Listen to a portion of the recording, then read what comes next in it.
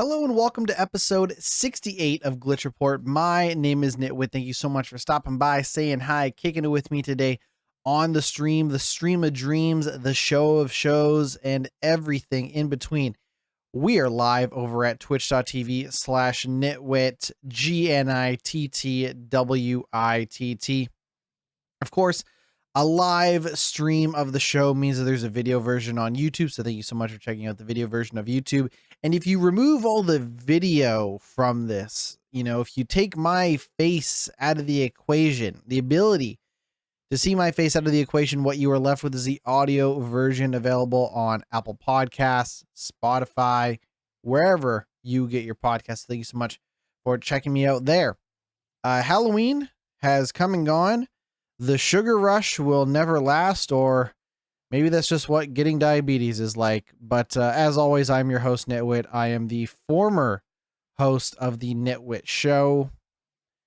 We don't talk about that show anymore, but I, GnittWitt, used to host a show that was called GnittWitt Show, and we've moved on to bigger and better things, that of course being Glitch Report. But one thing has stayed tried and true, and that is a formula that we work with here today, where we talk about video games, news from all over the gaming world, plus what I've been playing, and so much. We got some news about Bungie, huge amount of news about Bungie we're going to get to at the start of the show. But before we do that, want to let you know I've been playing a lot more Cities SKylines II. I am king of Garbage Town, and I'll tell you how I got there later on.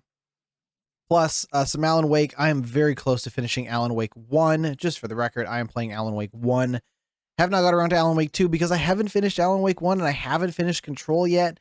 Very curious to see what the Remedy universe has in store for me. And speaking of Remedy, we're going to have some news on Control 2 and the Max Payne remake. Plus, your friends and mine over at EA Sports have partnered up with Codemasters. Codemasters, if you don't know, used to make the Colin McRae games, the Dirt games.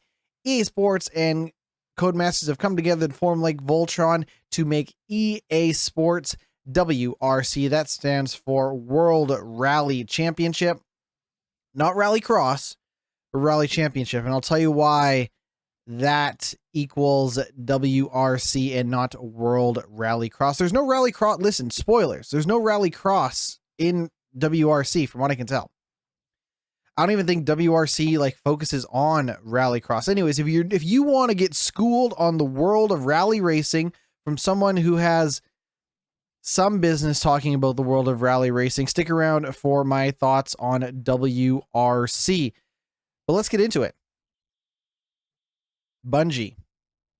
Wouldn't be an episode of the Glitch Report podcast if we didn't talk about yet another heartbreaking news story about layoffs in the game industry. I wish I had better news for you. I wish.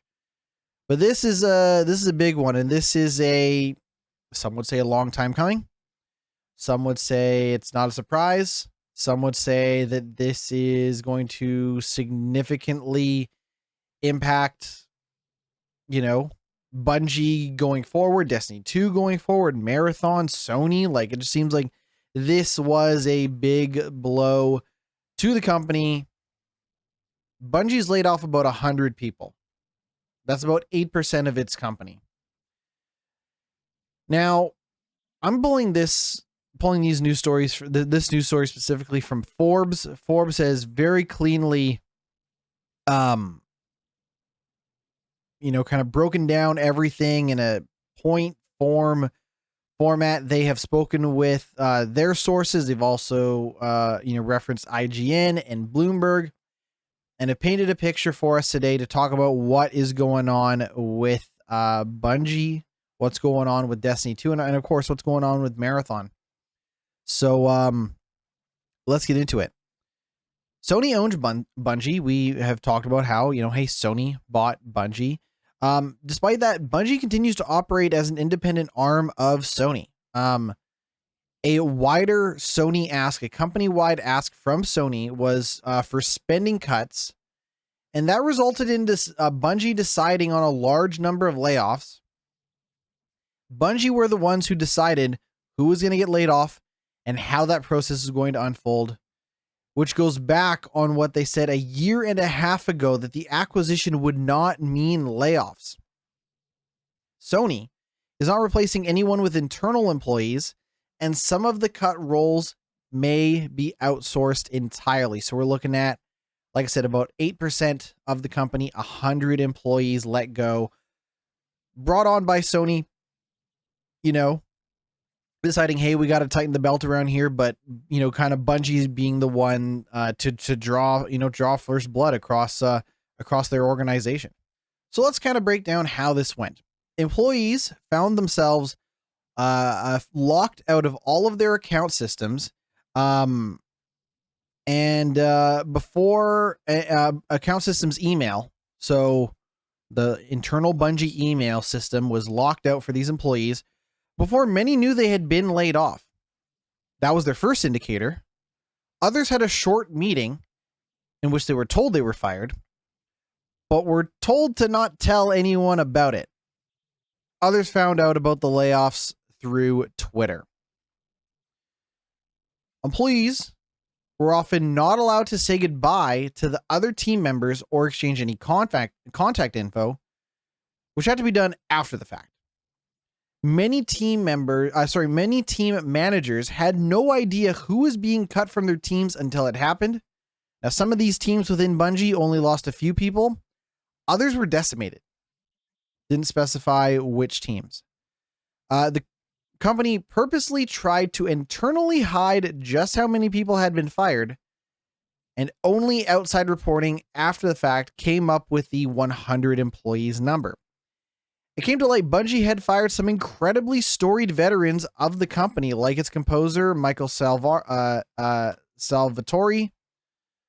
Michael Salvatore, the composer, who was there since the pre-Halo days, and Lorraine McLeay, who designed the original Halo logo. Of course, when we talk Bungie, we're not just talking Destiny 2, Destiny 1. We're also talking original Halo. We're talking Marathon before they decided to reboot Marathon. Original Halo logo. Just to put it in context. Just hear me out for a moment. Halo. No, I'm not talking about the hit Paramount Plus TV show. I'm talking about Combat Evolved. Halo originally came out in 2001.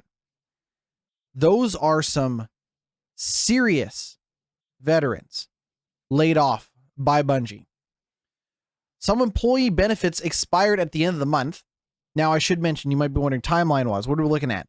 These folks were fired. These folks were fired October 30th. Monday, October 30th, they were fired. They had 1 day left for health coverage. Well, actually, they say that healthcare will continue for 3 months.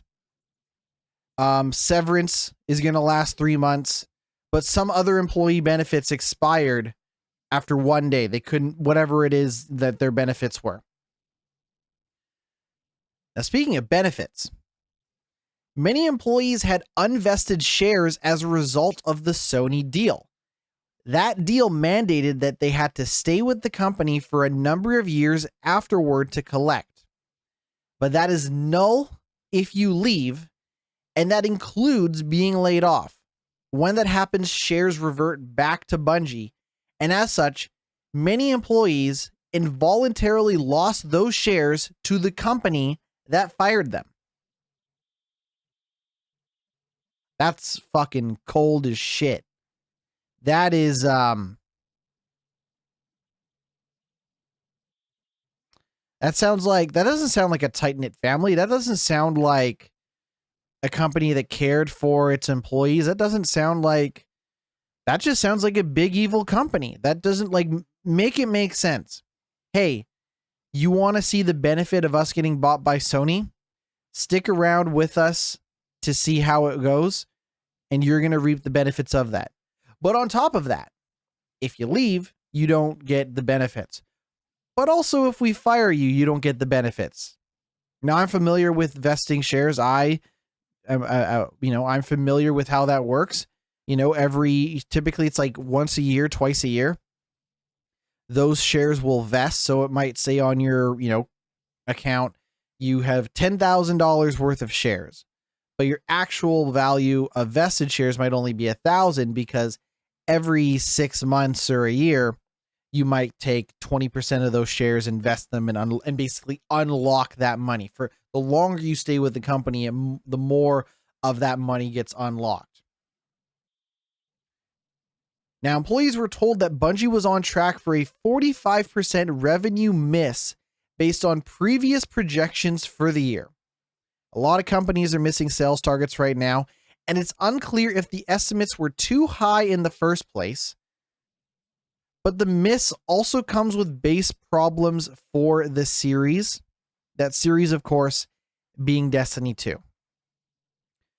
A lot of companies, a lot of media, not just game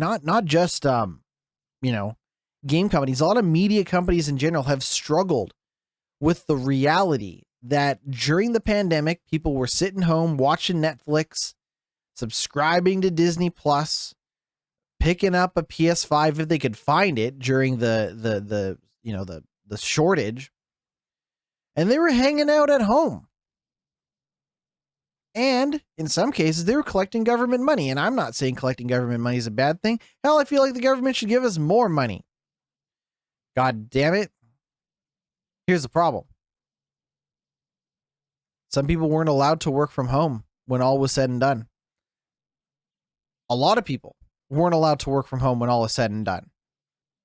In fact, as we get into this news story, you find out that Bungie, a company that was very focused on being family friendly and work from home, eventually started to force its employees back to work, which means less time to sit around playing something like Destiny 2. Even if Destiny 2 was hot, even if Destiny 2 was firing on all cylinders, even if Destiny 2 was the best game that it could be, it still wasn't as hot. It still wasn't hot enough to stop people from going back to work, moving on with their lives once they could leave their house. But speaking of if Destiny 2 is hot or not, their last expansion, Lightfall, was a big negative turning point. While it brought in a lot of players at launch, it was Steam's highest concurrent count since Destiny 2 launch on the platform.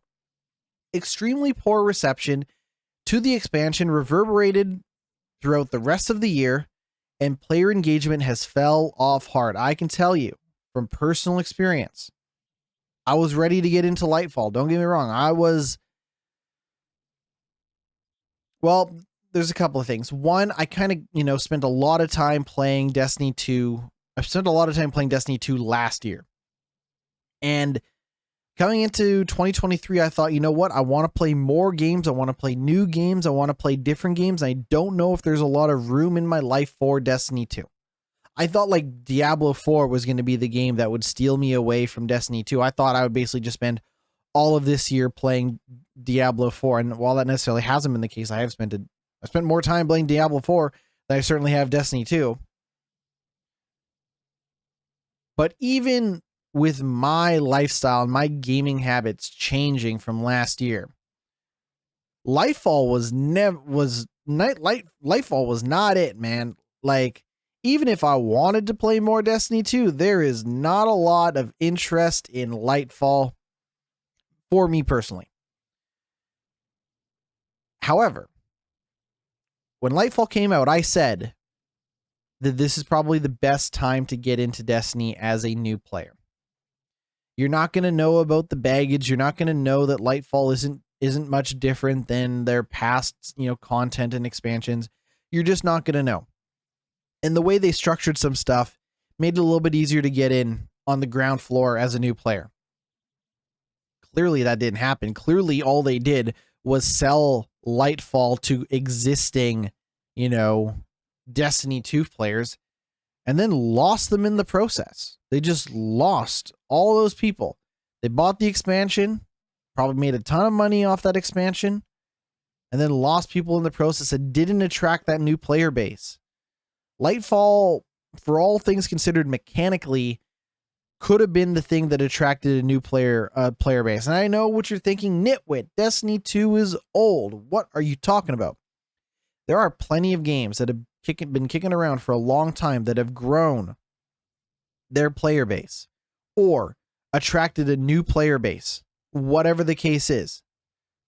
The fact is that I still believe that Lightfall at launch was probably one of the better times to get into Destiny 2. Now, I would not recommend Destiny 2 to anybody. I would not recommend. There's no, not even my worst enemies would I recommend Destiny 2. And not because it's a bad game, but because I cannot, in good conscience, recommend a game made by Bungie. As far as I'm concerned, Bungie has lost all goodwill with me. I don't care about Marathon. I don't care about the future of Destiny. Why would I support a company that supports its people like this? Why would I do that? Like, come on. Give me a fucking break. We're not even done some of the worst shit in this news story. And already I'm sitting here thinking like, I don't know. I think Sony really fucked up and bought the wrong company. Should have bought EA. I don't know. I mean, EA is a much bigger company than Bungie, but I don't know. It seems like you just invested a bunch of money in a bunch of assholes. And when I say assholes at Bungie, I'm talking about the upper level, that upper management, the people who needed to afford to buy a third yacht or a yacht for their yachts, or, renovate their yacht to put a helipad on it, for their fucking gold helicopter or whatever. Those motherfuckers are the problem. Well, how do the employees feel? They ask. How do the employees feel knowing that Lightfall has shit the bed for Destiny 2? Well, employees don't feel too great about it because they were told that player sentiment was at an all-time low, as if my sentiment wasn't low enough. Something the employees themselves had been saying for a long time. These employees begged their bosses to make changes that players would come back for. Many of those ideas were rejected. So I need you to understand something. When a game is bad, whatever, I'm talking about, the struggles of these game developers. I know that there are good people in the trenches trying to make Destiny 2 the best game that it can be, better than it has ever been before. I know that there are people at Bungie who care about this game, who've probably spent a majority of their careers at this point working on this one game. I know that there are people that care. The problem is the people that actually matter in that company do not care about Destiny 2, do not care about their employees, and do not care about supporting their team and allowing them to make the best game possible. I don't know what these ideas were that were going to attract fans to come back to Destiny 2, but it ain't happening. Now, the final shape is 2024's expansion for Destiny 2. It is a paid expansion, the way that Lightfall was for Destiny 2. That has reportedly been delayed for 4 months. It was confirmed by both IGN and Bloomberg, though not by Bungie themselves, at least at the time of this writing. Now, pre-orders for the expansion were low, and qualitatively, the expansion was looking good but not great according to insiders, hence the extra time to work on it. Marathon, the new game, the revival of Marathon, has been delayed to 2025, and there are reports that the game still looks rough.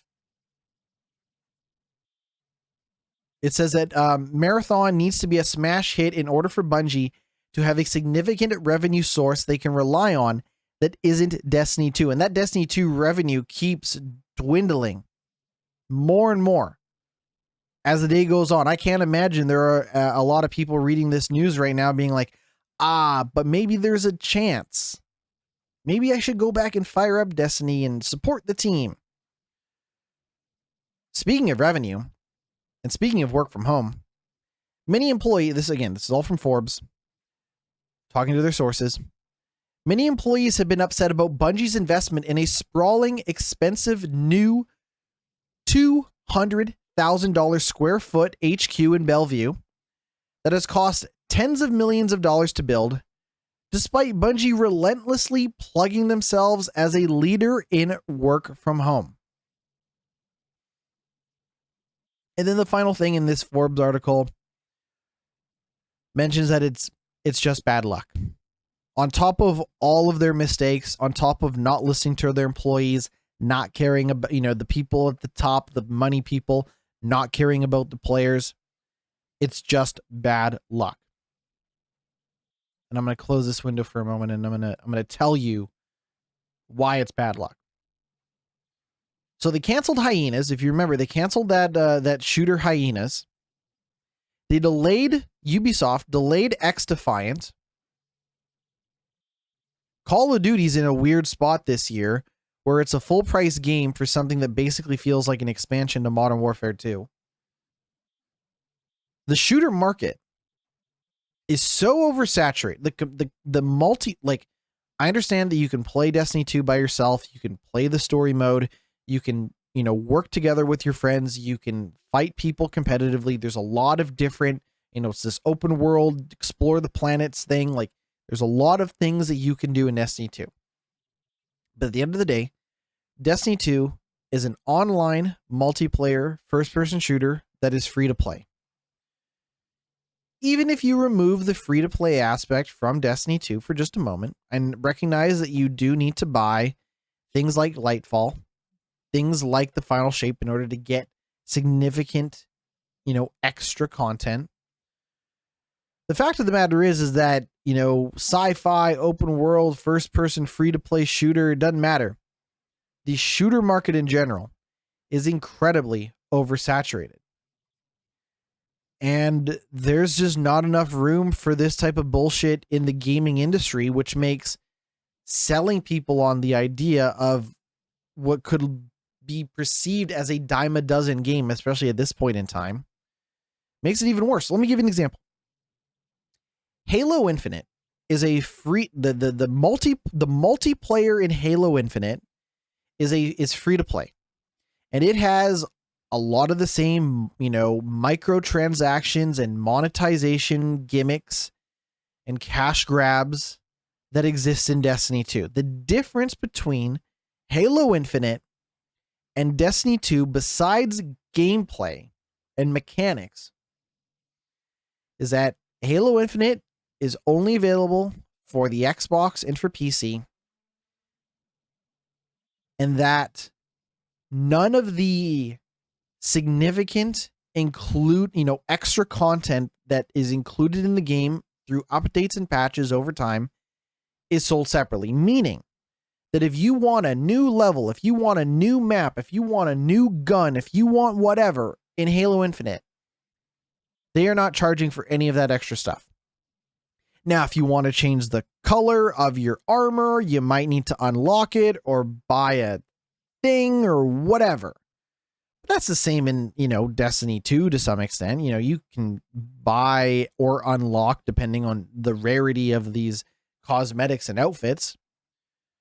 But at the end of the day, like, Halo Infinite has been free to play and all of that content has been free to acquire as they put out more updates.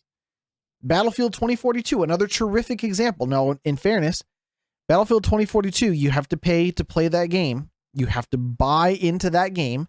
And of course, they'll sell you all sorts of bullshit. But when they put out an update that includes a new level, a new game mode, that's free. You don't have to pay extra for it. You don't have to drop $40 the way I did for Lightfall. Now, in fairness,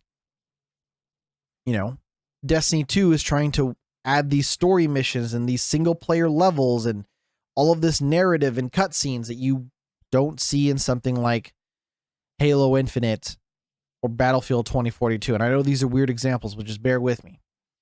But if you squint at these games, you might realize that they may fill the hole in your heart that was left by Destiny 2. I'm not saying you should go out and play either Battlefield or Halo Infinite. I'm not vouching for those games.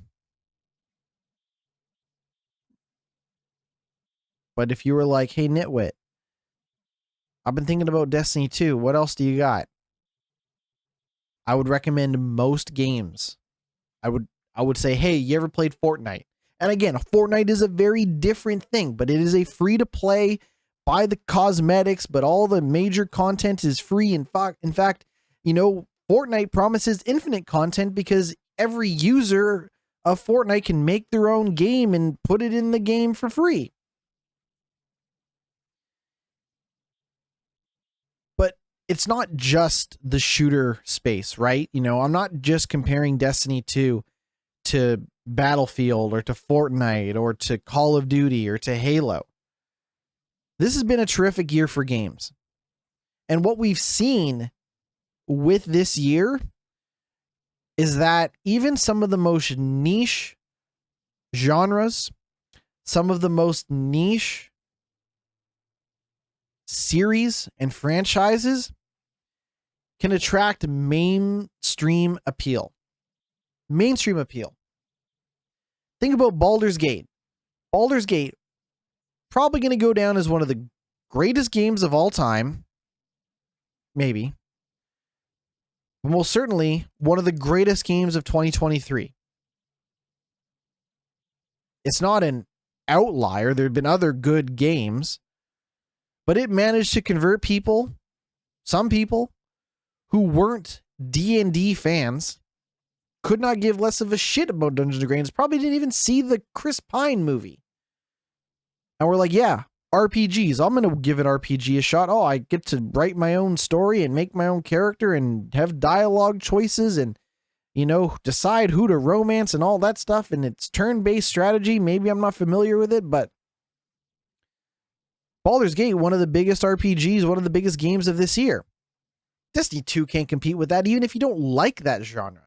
Even if you don't like RPGs, you're potentially in for a better time giving Baldur's Gate a shot over Destiny 2. Now, you might be thinking, GnittWitt, you have been smoking something. My man, you are comparing apples to oranges. Destiny 2 is a first-person shooter. Baldur's Gate is not. It doesn't matter. It's been shown this year that people are willing to step out of their shell, out of their comfort zone for gaming. Armored Core 6, a big game from a very niche franchise for the longest time. Zelda Tears of the Kingdom. Now, Zelda Tears of the Kingdom is one of the part of one of the biggest franchises in gaming history.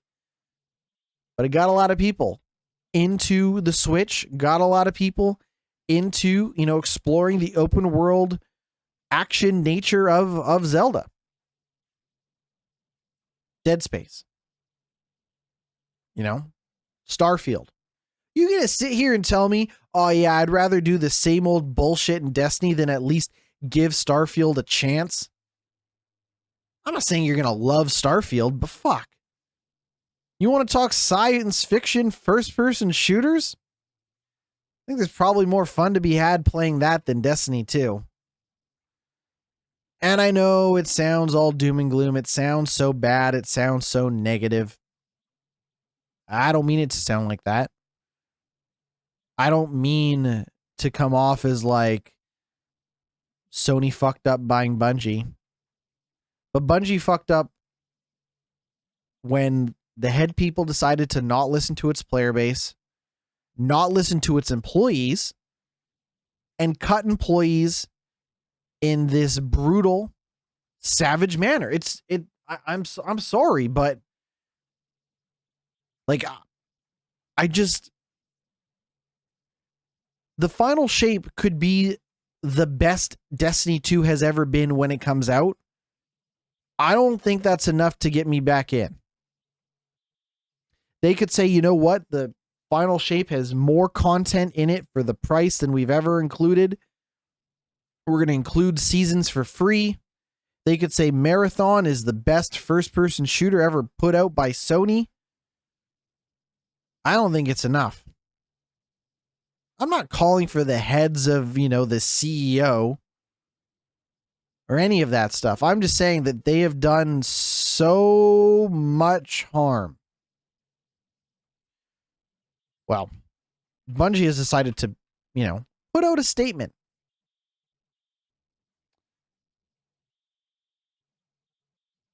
I don't know where their statement is. Let's see if we can find it. So they put out a statement called Our Path Forward. And this is going to be the last thing I'm going to say about the matter. And we're going to move on. This is about 16 hours ago. And I'm just going to read it. This is on their website. This is from the Destiny 2 development team, and it's titled Our Path Forward. This has been one of the most difficult weeks in our studio's history, as we've parted ways with people we respect and admire. We spent this week supporting one another, including those who are at the studio, as well as our friends and colleagues who no longer are. We want to acknowledge the feedback and concerns you have about Lightfall and recent seasons, as well as your responses to the reveal of the final shape. We know we have lost a lot of your trust. Destiny needs to surprise and delight. We haven't done this enough, and that's going to change. To us, the path forward is clear. We need to make the final shape an unforgettable Destiny experience. We want to build something that will be regarded alongside the best games we've ever made. A fitting culmination that honors the journey we've been on together for the past 10 years. Forsaken, the Witch Queen, and the Taken King. These are the standard bearers we aim to live up to. We are intensely focused on exceeding your expectations for the final shape. Destiny 2 has more than 650 dedicated team members pouring all their energy and expertise into delivering this epic moment and its subsequent episodes. In the weeks ahead, you'll be hearing more from us about what's next on the short-term horizon, beginning with our next season in late November. Afterwards, we'll begin to unpack our team's bigger, bolder, and brighter vision for the final shape, as well as the bridge we plan to build to take us all out of this darkness and into the light. See you Starside, the Destiny 2 dev team. They got a lot of fucking nerve. If I wasn't fucking pissed before reading that, I did not read this ahead of time. We parted ways with people we respected and admire. No, you didn't. You don't respect or admire any of these people. You don't give a shit about the people that you let go. The bridge we plan to build to take us all out of this darkness and into the light. Get fucked. Get your fucking Destiny 2 lingo marketing speak out of this fucking... Oh my God. Oh, that's so gross. Take us all out of this darkness and into the light. Get fucked. Get fucked. I hope... Listen, I have not, checked the temperature on how Destiny 2 fans feel, but if I'm reading this, I'm even more disgusted than I was before I read the news. They got a lot of nerve. Oh, listen, I think the Witch Queen is probably the best Destiny 2 has ever been. But the Witch Queen is beyond, the making something that rivals the Witch Queen is beyond my expectations at this point. I don't know if they're... Yeah, I'm going to close this out of disgust. Yeah. We're going to take a quick break, and I'm going to compose myself. And when we come back, we're going to talk Atari with some better news. All right, stick around. We'll be right back. Hi, welcome back to the podcast. Everything's good over here. No, everything's all right. We'll get through this. Pour one out to everybody affected by the Bungie layoffs. That's brutal. That's, beyond brutal. I have no words to describe it, but I hope everyone involved lands on their feet. I hope everyone... Honestly, it seems like if you get let go from the game industry, you should get the fuck out of the gaming industry right now because it is brutal. Just brutal. This has been one of the most brutal generations of games that I have, like console generation. If we kind of condense it down to the PlayStation 5 and Xbox Series X generation, this has got to be not from a quality of game standpoint, not from a quality of, the console standpoint, but just from the industry at large.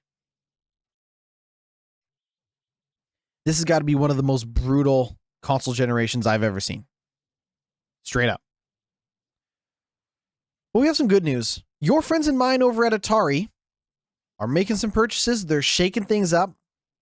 And I think this is a good purchase for Atari. My only worry is for the company that was bought by Atari, because they were bought by Atari, and who the fuck knows what's going to happen with Atari in 6 months from now or whatever.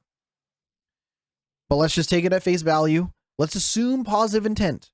Something I was incapable of doing with the Bungie news, but you can't blame me. This is from Video Games Chronicles. As always, shout out to Video Games Chronicles.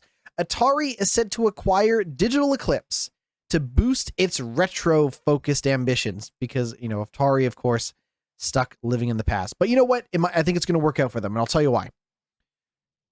Atari has entered into an agreement to acquire Digital Eclipse, with the deal expected to be completed in the coming days. It will pay up to $20 million to purchase the California-based studio, which was founded in 1992 and specializes in remastering and restoring classic games.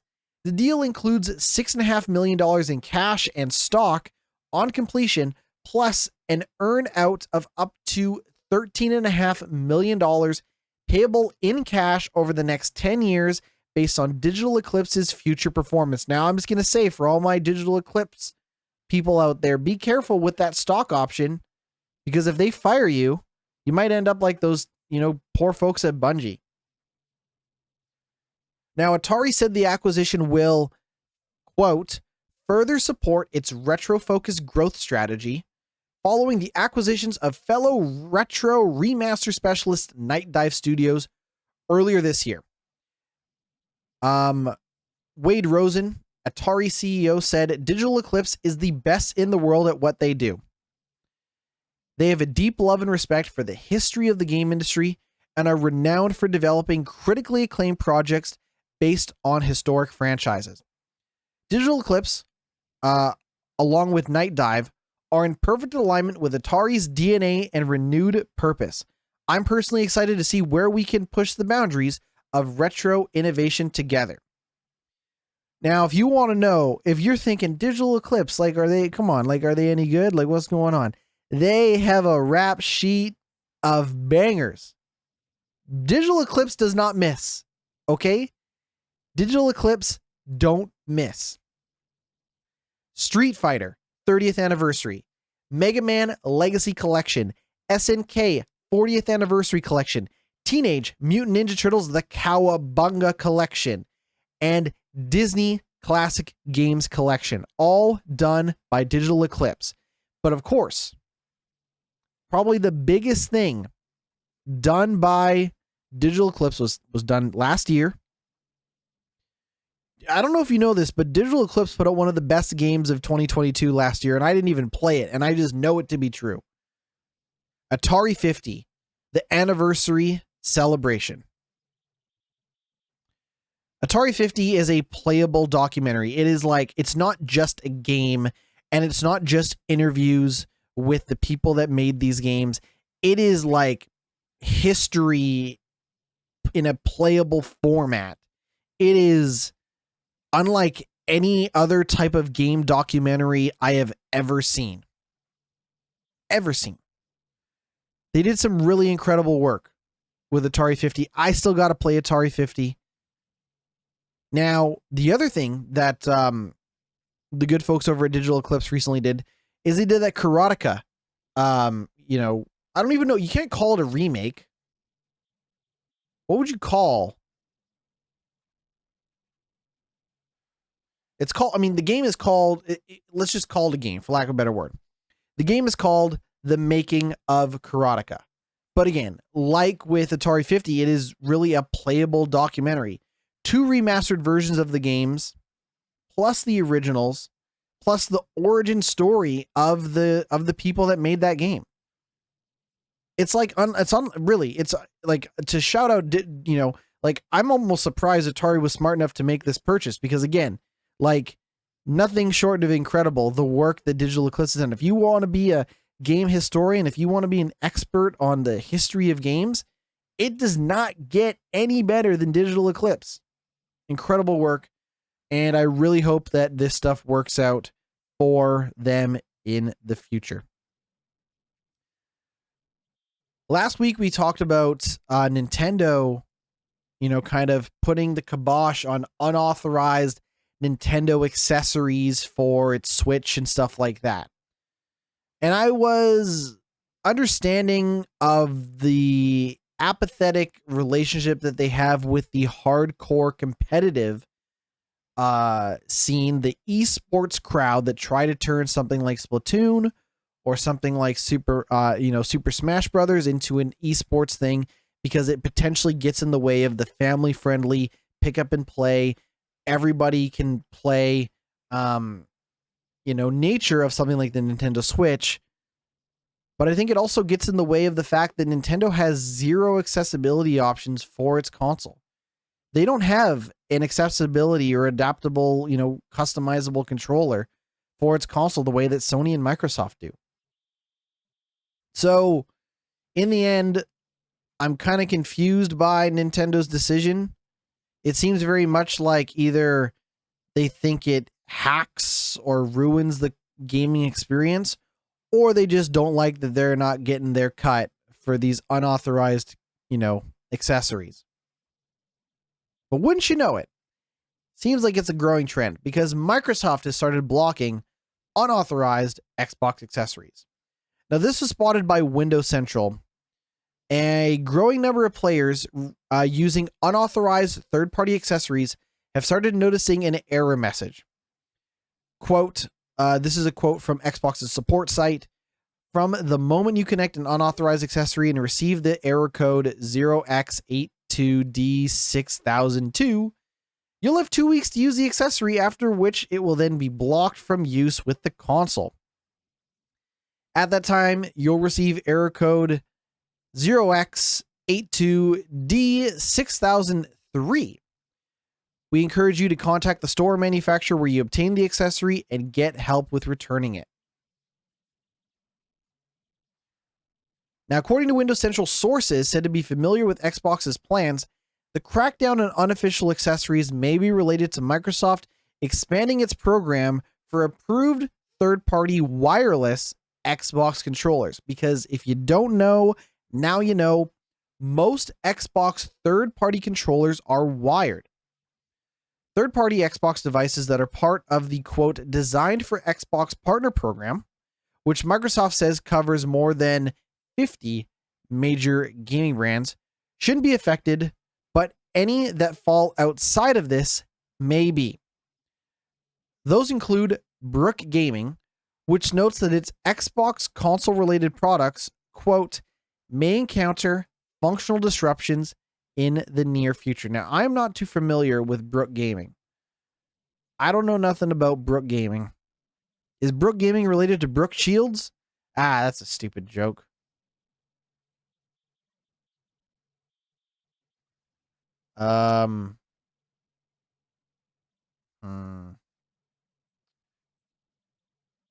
I just want to see what Brook Gaming has to offer here. Oh, their website doesn't want to load the Xbox version of its... Okay, no, here we go. What does Brook Gaming sell?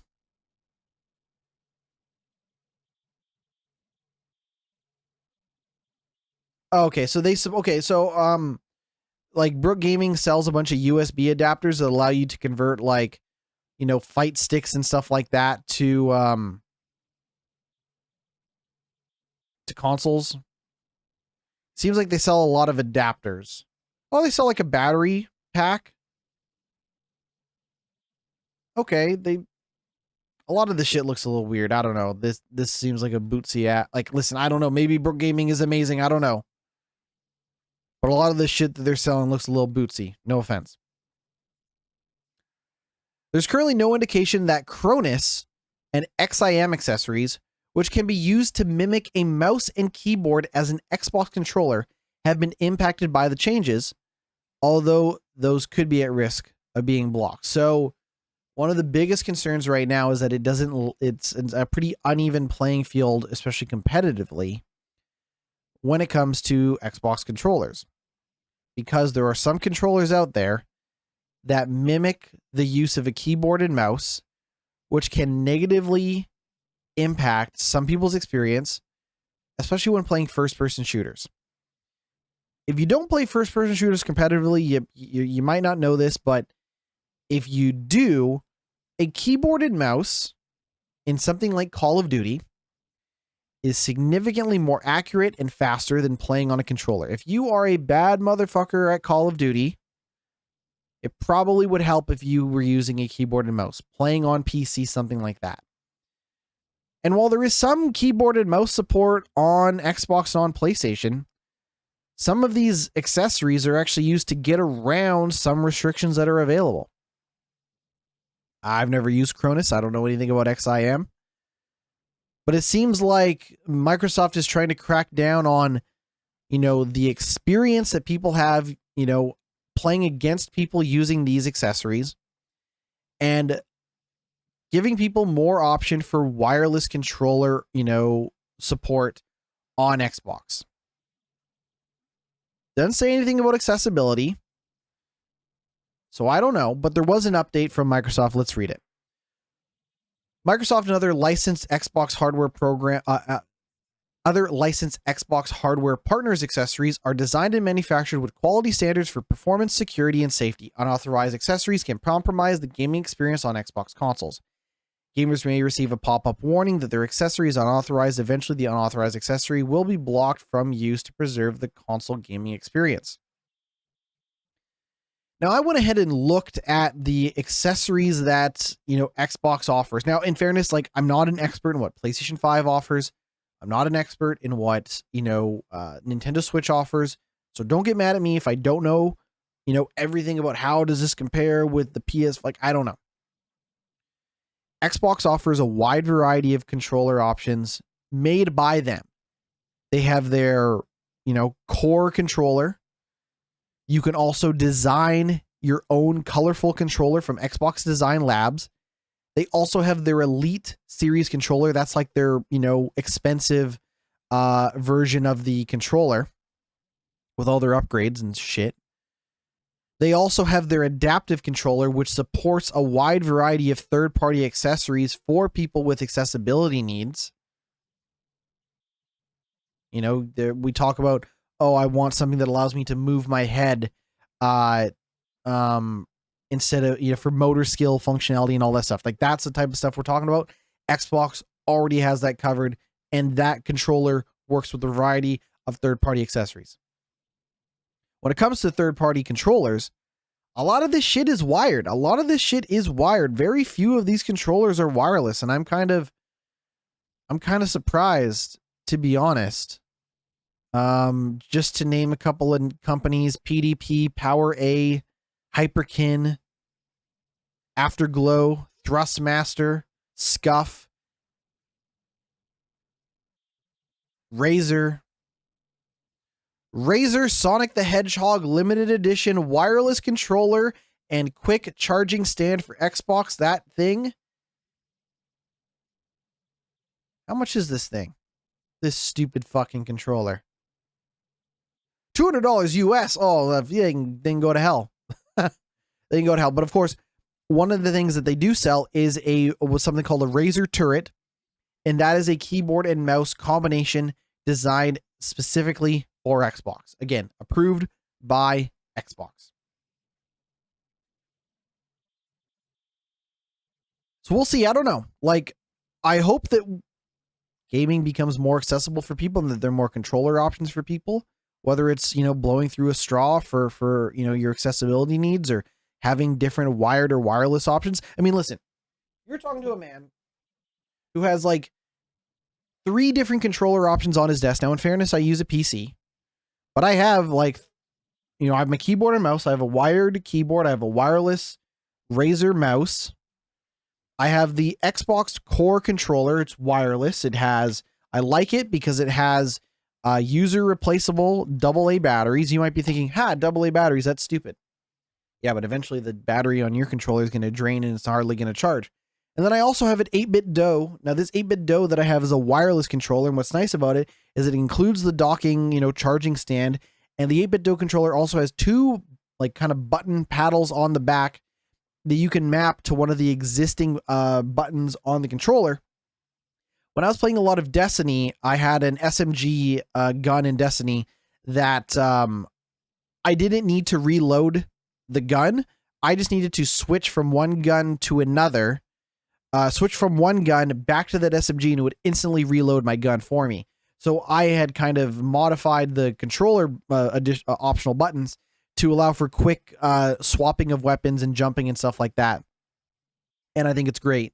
I don't use it as much anymore because I don't play a lot of Destiny, and I do like the Xbox controller. But my point is I hope that there's more accessibility options in the future. Remedy has provided a Control 2 and Max Payne remake update. This is from the company. Control 2 continues in the proof of concept stage. The plans for this sequel are ambitious, and we have seen good progress both in the designs and in the game build. That's what Remedy said about the 2019 third-person shooter, the sequel to the 2019 third-person shooter.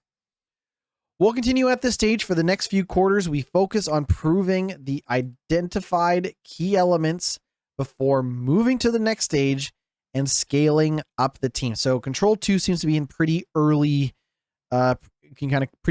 shape at the moment. However, Max Payne 2, we're kind of getting into full steam ahead with the Max Payne 1 and 2 remaster. The company wrote, Max Payne 1 and 2 remake progressed into the production readiness stage.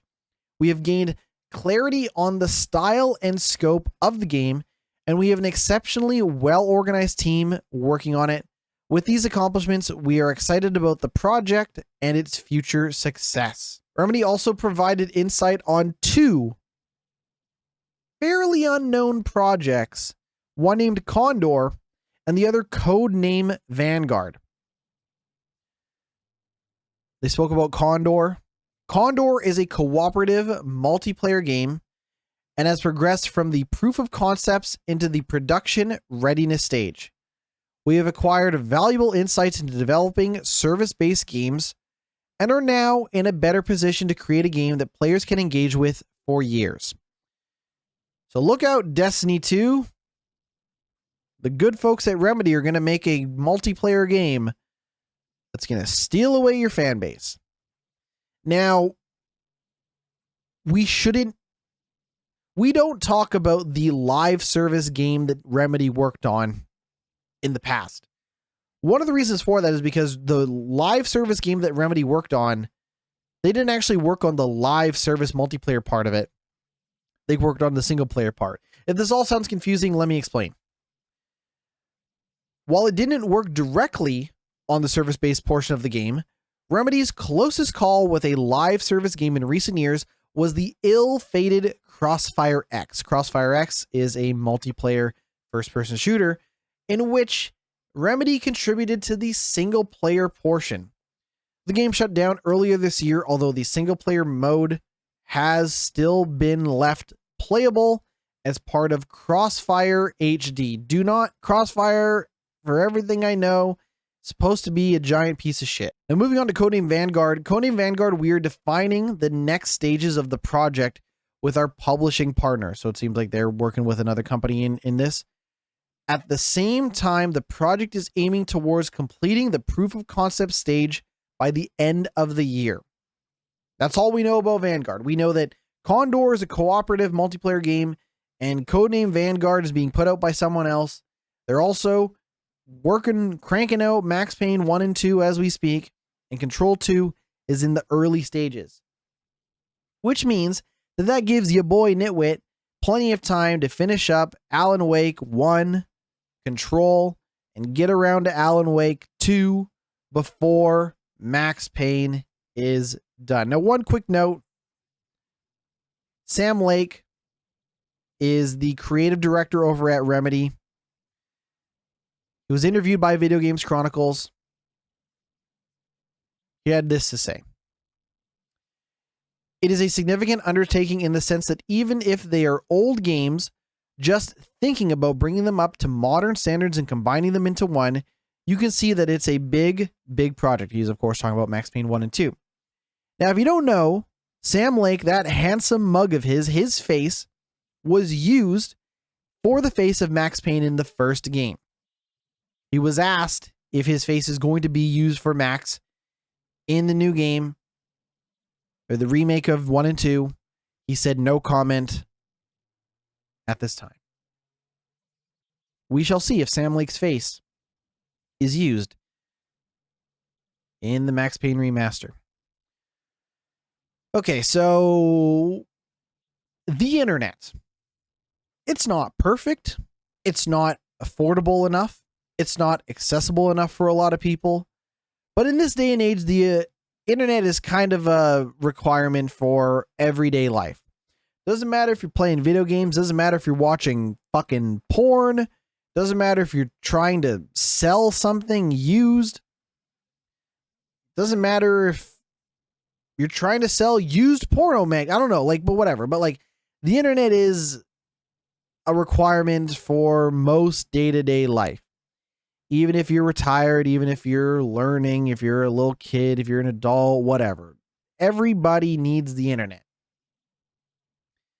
And one thing that needs the internet is the PlayStation 5 Slim console. Both the digital and disc edition consoles will need a one-time internet connection in order to work. Now, specifically, we're talking about the disk drive pairing to the console. So if you go buy the disc version of the PlayStation 5 Slim, in order to get that disk drive to work, you need to pair it to the console using a software update. If you go buy the digital version of PlayStation 5 Slim and then buy the disc drive after the fact, you will need an online connection in order to get it to work. Now, some people have been up in arms. Oh my God, game preservation, this and that. Sony, why the hell are you doing this? It's because they can. Because they can get away with it. I'm not saying I support it. I'm not saying I'm happy about it. But the fact of the matter is that video game consoles are getting more and more useless every day if you don't have a stable, reliable, and fast internet connection. It's just the truth, okay? Don't get mad at me because Spider-Man 2 is not as good of a game if you just put the disc in and don't update to the latest version of the game. All right, don't get mad at me when games continue to receive significant day one updates and significant patches and, you know, additional content months after they've been released. That's just the world in which we live in. All right. I would like to remind you of something specifically about PlayStation 5, though I imagine it also applies to Xbox. The disk drive in your PlayStation, whether you have the PlayStation 5 Slim or the regular PlayStation 5 Fat, whatever, the disk drive in that thing is basically a glorified Blu-ray player. When I say Blu-ray player, I specifically mean movies, because it's not really running the game that you put in it. Let me explain. You go to the Best Buy or whatever store still sells physical video games. You go in there and you go buy a copy of Spider-Man 5, Spider-Man 2. You take it home and you put that disc in the PS5. Let's say you don't have an internet connection. This is an offline PlayStation 5. Okay. When you put that Spider-Man 2 in that PS5, it is going to install the entirety of that game to the hard drive. Everything on that Blu-ray disc is being shoved onto the hard drive of the PlayStation 5. What that disc actually does is authenticate that you own that game, that is a legitimate copy of Spider-Man, and then it boots the game from the hard drive anyways. The disc doesn't actually do much of anything. I'm not saying you should stop buying discs. I'm not saying you should go digital. I'm not saying you shouldn't use the console online if you don't have the internet for it, whatever. I understand, especially in large parts of North America. The internet is outrageously expensive, and it's not accessible for a lot of people, especially in a big ass country like Canada, big ass country like the United States. I get it. But that disc isn't doing much of anything, right? All it's doing is saying, yep, this is Spider-Man 2, run it off the hard drive. Now, as we've talked about, Spider-Man 2 is going to continue to receive significant updates and patches for months to come. meaning that if you never update that disc version of Spider-Man 2, it's not going to be as good of a game as it could have been.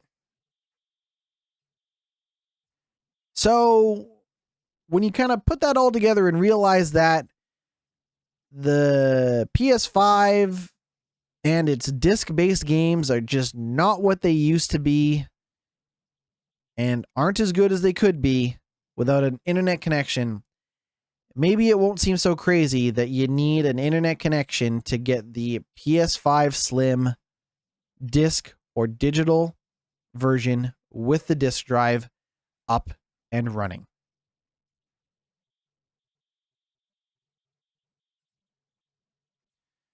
And our last news story. I fell off this game. I'm not saying that I'm going to come back to it, but I'm very curious to see how it's developed, especially in the wake of this new controversy. Controversy, you might ask.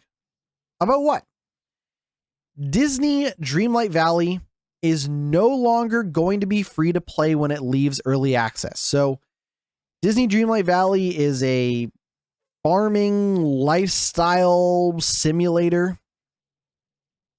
where you can dress up in all sorts of Disney clothes and you can, you can mine for materials, you can upgrade your house, you can plant crops, and you can, befriend Mickey and Donald and Scrooge and Goofy, and you can fish and you can do all sorts of shit. All right. I don't know how else to describe it. It's like a lifestyle thing. Anyways, that game has been in early access since last year. I have been playing it because they put the early access version of that game free on Game Pass. So I just want to clarify a couple of things. If you own a PlayStation 5 and you want to play Disney Dreamlight Valley, you have to go buy the early access version of that game. If you have Game Pass, you get the early access version for free. When the game initially entered early access, they said that, you can buy in now and play the game and help us develop the rest of the game. But eventually this game will become free to play when it leaves early access December 5th, 2023. That is no longer going to be the case. If you want to play Disney Dreamlight Valley and you do not have Game Pass, or you want to play it on Steam or on a PS5 or whatever, you will have to buy the game. They previously mentioned it's going to be free to play. It is no longer going to be free to play. Now, they did say that it will remain a paid game for the foreseeable future, but we'll see. This choice ensures that Disney Dreamlight Valley will be able to continue delivering on a premium game experience for all players. It's important to us that we maintain our promise to keep delivering free content updates that add new characters, realms, clothing, furniture, and more surprises to our valley. Here's the thing you got to know about Disney Dreamlight Valley. Even though it's a paid game, you can give them all sorts of extra money for all sorts of extra bullshit. Let's explain. Purchases requiring moonstones, which is their premium pay with real money to acquire currency, will remain optional, fair, and match the level of quality players have come to expect. Players will still be able to collect free moonstones via dream snaps in chests, or optionally choose to purchase them. When it leaves early access, several editions of Disney Dreamlight Valley will be available, which are detailed here. The pricing of these purchases will range from $39.99 US for the core game to $69.99 for the gold edition. This is in US pricing, which will include the game's first newly announced expansion pass. The expansion pass, titled A Rift in Time, will be available separately for $30 US.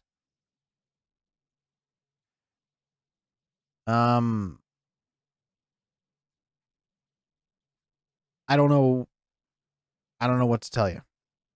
They're going to do a live stream. They'll talk more about the expansion pass and all that stuff. All unique cosmetic items included in the upcoming gold edition will be given free of charge to any player who purchased and claims a founder's pack in-game on or before December 4th, all founders will also receive 25,000 moonstones. Welcome back to Glitch Report. This is our final break, and that was our final break, I should say. And we're going to talk about the games that I have been playing. I am pretty deep into Cities Skylines II.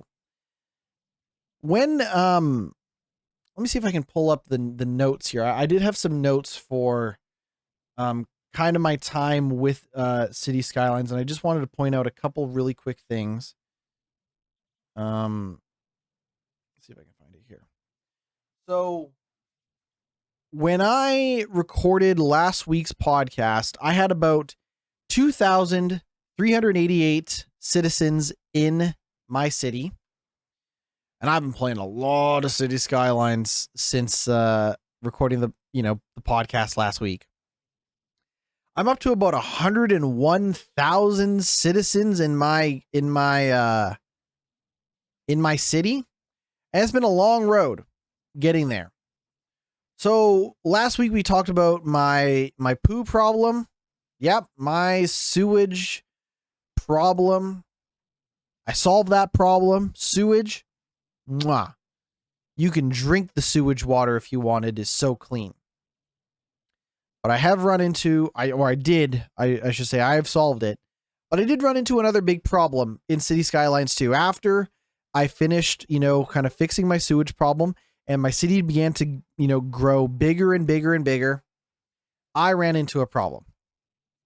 So in Cities Skylines 2, you have a lot of different choices on how you choose to develop your city, what sort of roads you want to build, 2-lane, 6-lane, overpasses, bridge. Do you want to have taxi cabs? Do you want to have buses? Do you want to have, underground railroads, trolleys? Do you want to, a lot of different things that you can do. How do you choose to treat the water? What type of energy, what type of industries do you want to have? What's the taxes look like?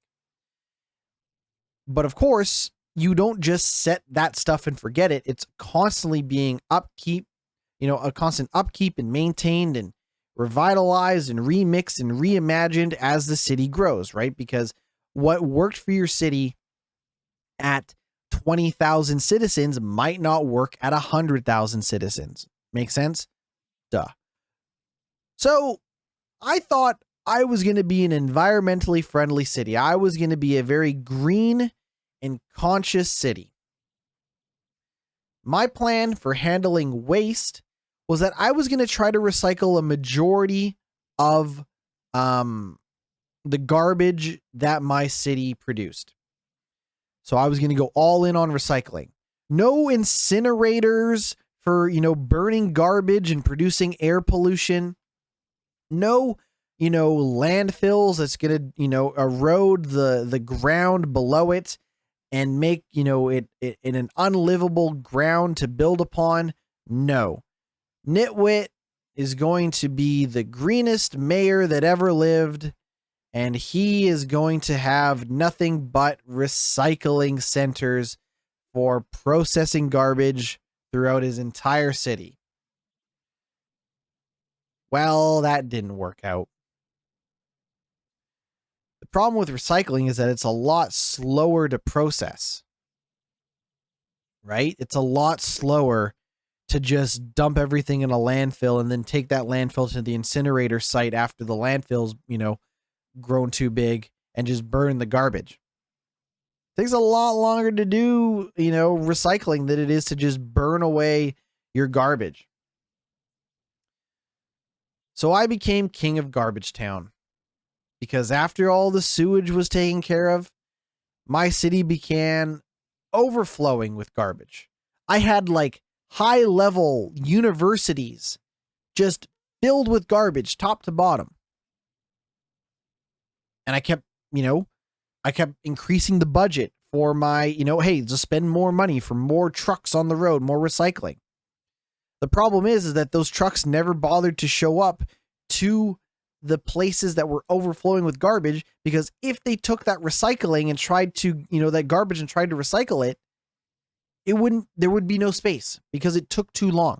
My city was generating too much garbage for how slow the recycling process was. Well, there goes my idea of being environmentally friendly. So I decided, fuck it. Let's salt the earth with nothing but ground and air pollution. Let's burn this motherfucking garbage up in smoke. So that's exactly what happened. So the problem is that when you put a lot of, heavy polluted industries, that pollution begins to spread. It can affect various neighborhoods, further away. So you kind of want to put stuff like your industrial areas and your pollutant areas in one side of the city, and then keep your residential and your offices and that stuff on another side, right? Because people can get sick from the ground pollution. It can pollute your water supply. It can produce air pollution. So I solved my garbage problem by operating a bunch of incinerators, opening up a bunch of stinky landfills. Now, air pollution has entered my city. Now, people are just sick and they're coughing all the time. I got decent healthcare. Don't get me wrong. There's one thing that GnittWitt's Paradise City provides. It's some pretty decent healthcare. At least I try to provide decent healthcare anyways. The problem is that I have an area that has a unhealthy mix of industrial industry and,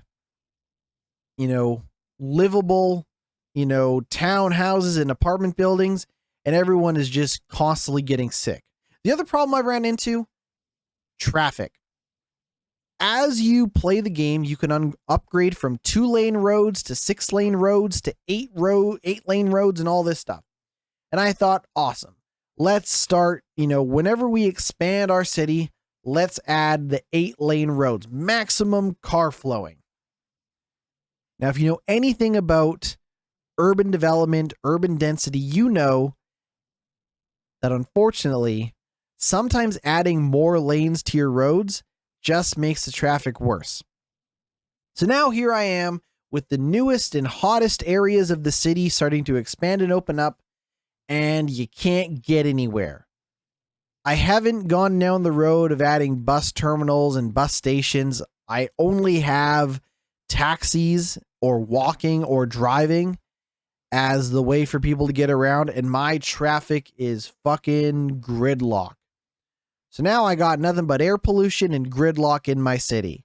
Maybe next week I'll come back and tell you that I have a better city. But for now, the garbage taken care of. The sewage is A-okay. But the pollution and the traffic are some of the worst problems that I have come across managing Paradise City. But hey, I got 101,000 mostly very, very happy residents. It actually tells you, updating in real time, like how happy the citizens are. The citizens are stoked. I got lots of parks. People are excited. People are pretty wealthy in my city. They're pretty well-to-do. They got a lot of time off to go to the parks and shop and stuff. But getting anywhere and breathing seems like the big problem. Let's move on to Alan Wake. I am very close to Alan Wake. Like personally, me and Alan go way. Me and Big Al go way back. No, I'm very close to finishing Alan Wake 1. Next week I will be done that game. I only have like a chapter or 2 left of Alan Wake 1 to finish. They did make that Alan Wake American Nightmare, which is not available in the remastered version of Alan Wake. So I don't know if I should play Alan Wake American Nightmare. I don't really know what Alan Wake's American Nightmare offers. I know it's a much shorter story. It's a side story for lack of a better word. And it takes place in Arizona instead of in its in the fake Pacific Northwest that Alan Wake 1 takes place in, but we'll see. Maybe I'll give that a shot. It seems like it's a much shorter story. But really, after I'm done Alan Wake 1, I eventually want to move on and play Control. So I don't know, maybe Control, the more I think about it, the more I think Control 1 might be a 2024 backlog game. But we'll see. We shall see. But Alan Wake 1 is still going strong for me. Still happy with it. It has definitely grown on me a lot more. I'm very curious to see how the story wraps up. The gameplay, like the hold the flashlight until the enemy is weak enough to shoot it with the bullet, still not my idea of fun third-person shooting.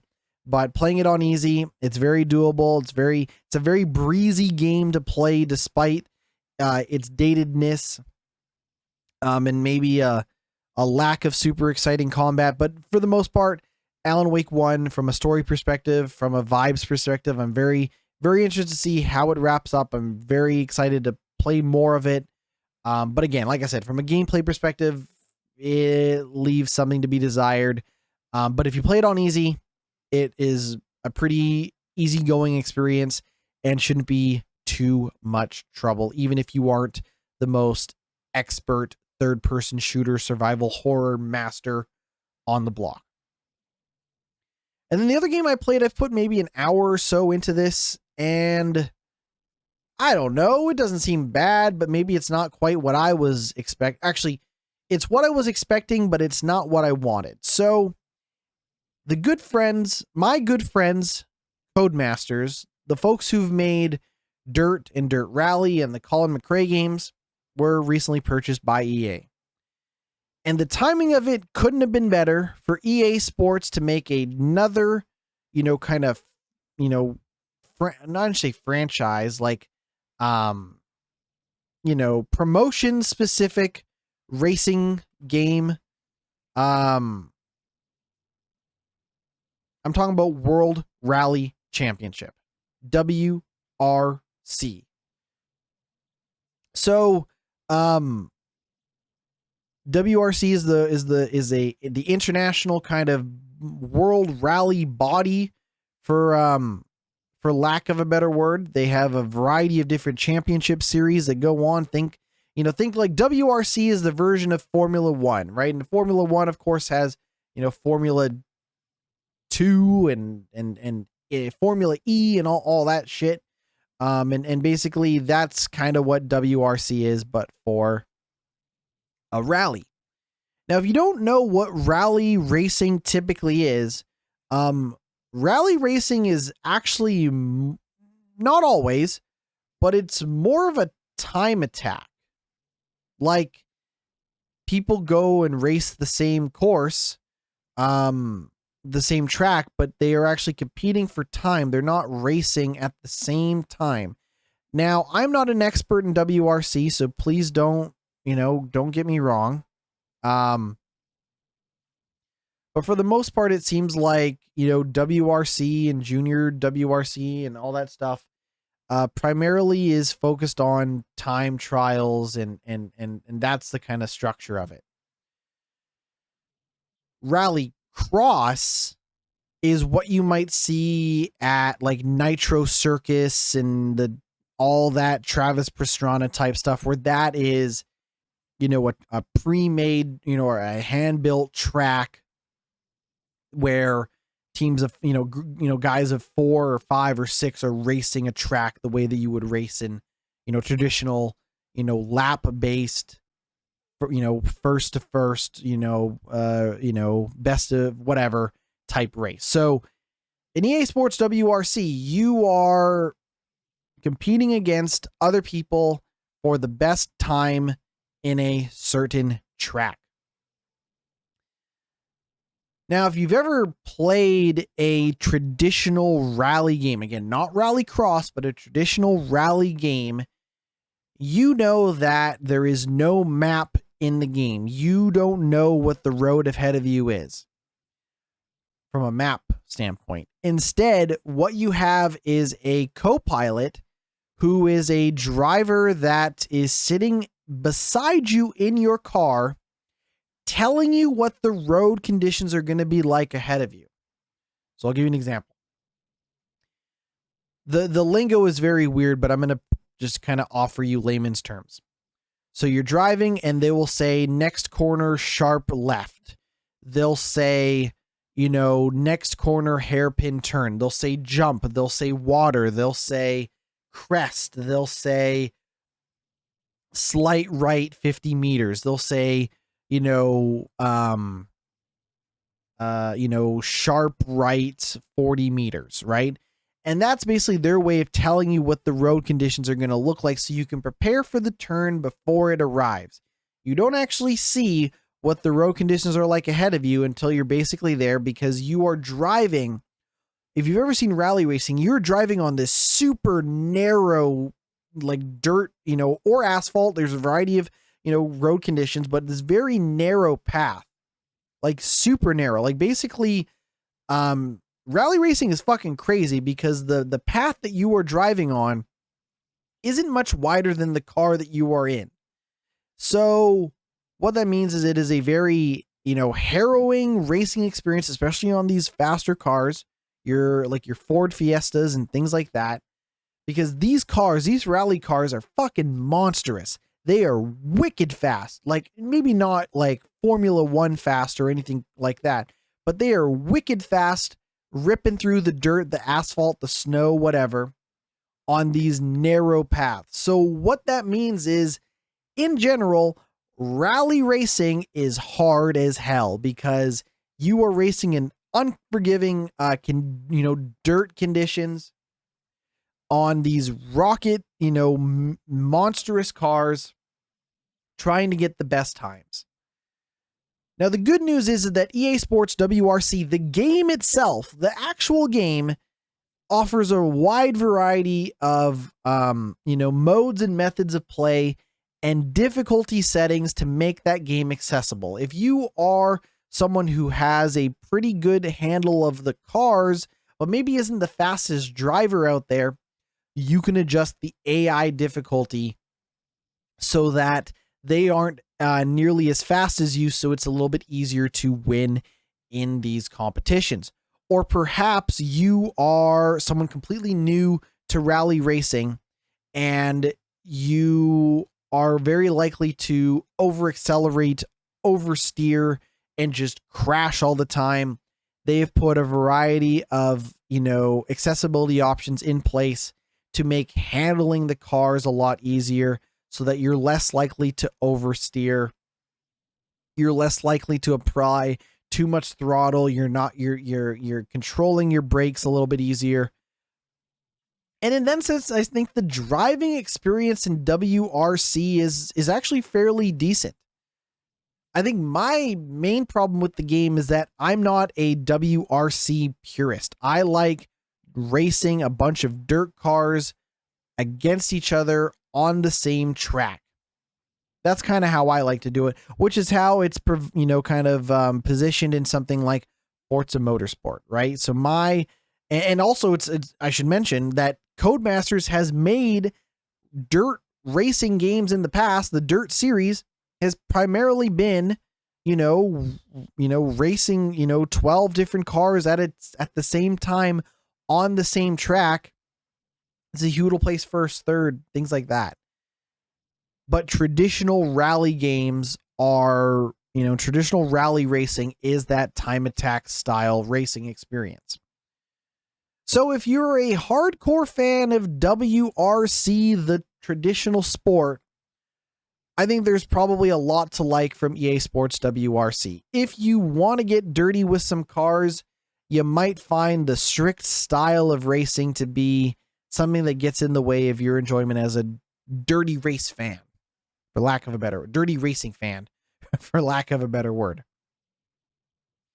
So that's where I'm kind of torn on WRC. It seems very authentic and it seems very committed to the WRC experience.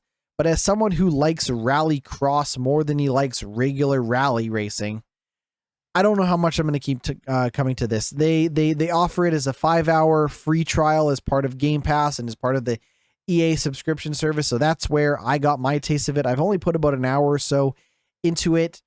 I will say that, like, you know, the career progression allows you to go from slower cars to faster cars. And I will say that if you do the free play mode and you just pick the fast cars, whoo, that's a rough go at it, man. Those cars are like your, you know, WRC, you know, full powered like Ford Fiestas. Those things are wild to drive because they are so damn fast that you are probably going to crash and destroy the car in your dirt racing, you know, go at it, for lack of a better word. I think graphically it looks okay. I think the cars look nice. I think the environments are kind of bland. I think there's a lot of people, there's a lot of humans, like your co-pilot and you as a driver and all that stuff, are not the nicest looking human characters in all the video games, but I think the cars look okay. I think the cars look good. They bang up and they get dirty, you know, in pretty effective ways for the most part. I think the environments are a little drab, a little lifeless, but in fairness, like, these are pretty barren, wasteland looking environments that you are driving through in the snow, on asphalt, on dirt, and things like that. They also have a car builder. The car builder is pretty crazy. You can basically build a car from scratch, and then apply it to certain types of races and class and car restrictions. So it seems like, you know, there's a lot for WRC fans specifically to sink their teeth into, if that is their, if they're WRC fans that get down with some video games. I think there's a lot for WRC fans to enjoy. I will say that pricing wise, it is more of a budget game than past EA games. Like, WRC is $65, which is a lot cheaper than something like NHL, something like, you know, Madden and things like that. Like, the $65 is, for, you know, lack of a better word, a lot cheaper than you know, your typical, you know, like Madden NFL 24 is $89. Formula 1 2023 is $89. This is a heck of a lot cheaper. So I'm curious to see if it is a budget game in some of the offerings that they've provided, but I haven't gotten too far into the game yet to see if it is lacking in, you know, content or things like that. But for the most part, it seems like a by the numbers WRC, you know, hardcore rally type game. And if you're into that, I think this seems okay. But, you know, next week I'll probably have a little bit more to say about Cities Skylines. I'll probably have some final thoughts on Alan Wake. Maybe I'll play more WRC. But the thing I'm probably going to spend the most time with is my time at Sandrock, because my time at Sandrock has now launched in 1.0, fully up to date.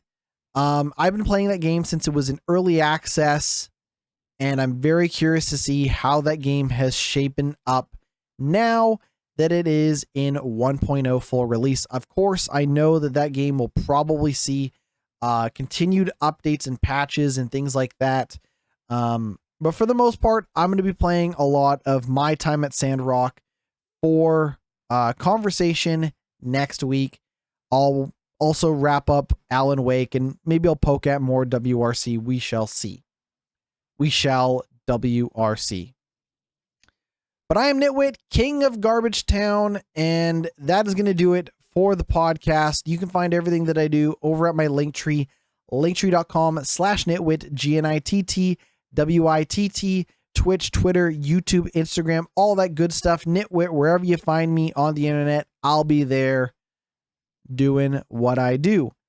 Come on back for episode 69 of Glitch Report. Episode 69 is going to be next week.